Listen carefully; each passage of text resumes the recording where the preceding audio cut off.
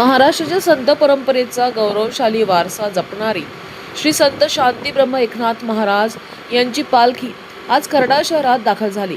पालखीसोबत असलेल्या हजारो वारकऱ्यांचे खर्डा नगरीत उत्साहपूर्ण व भक्तिमय वातावरणात स्वागत करण्यात आले। पालखी आगमनामुळे संपूर्ण शहर भक्तिरसात न्हाऊन निघाले होते।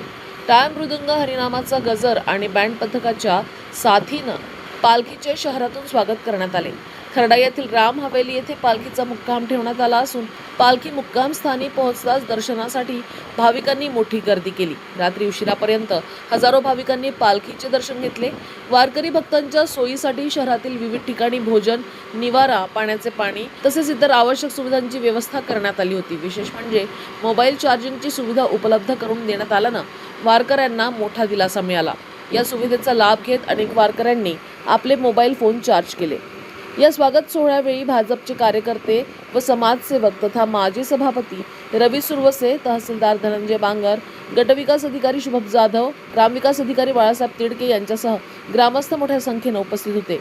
ग्रामस्थांनी विविध ठिकाणी वारकऱ्यांच्या सेवेसाठी पुढाकार घेत स्वागताचा आदर्श निर्माण केला। दरम्यान पालखी सोहळ्याच्या पार्श्वभूमीवर खर्डा पोलीस ठाण्याचे सहाय्यक पोलीस निरीक्षक उज्ज्वल सिंग राजपूत यांच्या मार्गदर्शनाखाली चोख पोलीस बंदोबस्त ठेवण्यात आला होता। प्रशासन, ग्रामस्थ आणि स्वयंसेवकाच्या समन्वयातून वारकऱ्यांना सर्व सुविधा उपलब्ध करून देण्यात आल्यानं वारकरी भक्तांनी समाधान व्यक्त केले।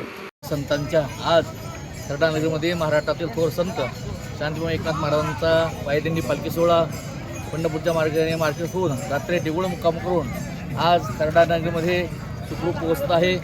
खऱ्या अर्थाने खर्डा नगरीने एक ऐतिहासिक नदी आहे, शिवपट्ट नदी आहे आणि सीतारामगडाचे लाखो भक्त आहेत। या भक्ताच्या वतीने व खर्डा असल्याच्या वतीने या पालखी सोहळ्यातील आपले पालखीचे मालक आदरणीय हरिभक्त रघुनाथ महाराज पालखीवाले व आदरणीय हरिभक्त पालखीवाले यांचं भव्य दिव्य स्वागत या खेडेकरांनी केलेलं आहे।